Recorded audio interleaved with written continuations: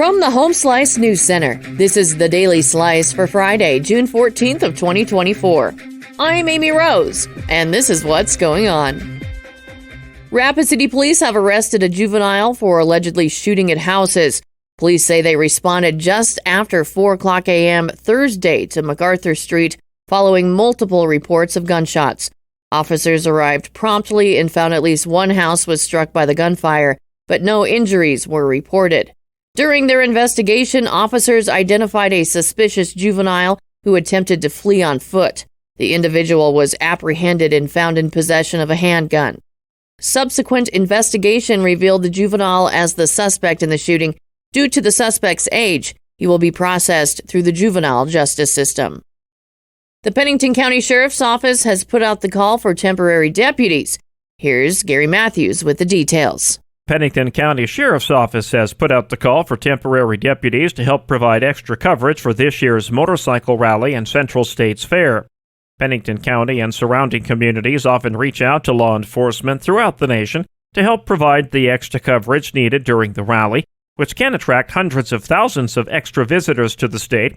Deputy Casey Kendrick, patrol lieutenant with the Pennington County Sheriff's Office, says they also want to try the same thing with the Central States Fair. In national and international news, the U.S.-led campaign against Iran-backed Houthi rebels has turned into the most intense-running sea battle the Navy has faced since World War II. That's what its leaders and experts tell the Associated Press, whose journalists visited U.S. ships of Yemen in recent days. The fight against the nearly daily attacks by the Houthis has been overshadowed by the Israel-Hamas war raging in Gaza. More than 50 vessels have been clearly targeted by the rebels. Other fire has endangered shipping through the vital Red Sea corridor. It appears the warfare likely only will intensify, putting the U.S. and allies more at risk. Russian President Vladimir Putin acknowledged that his military is short on high-precision ammunition and attack drones as Moscow's offensive in Ukraine persists. During the special military operation, it became evident that we lack sufficient quantities of certain items. Unfortunately, we need more, Putin told reporters in Moscow in a rare admission.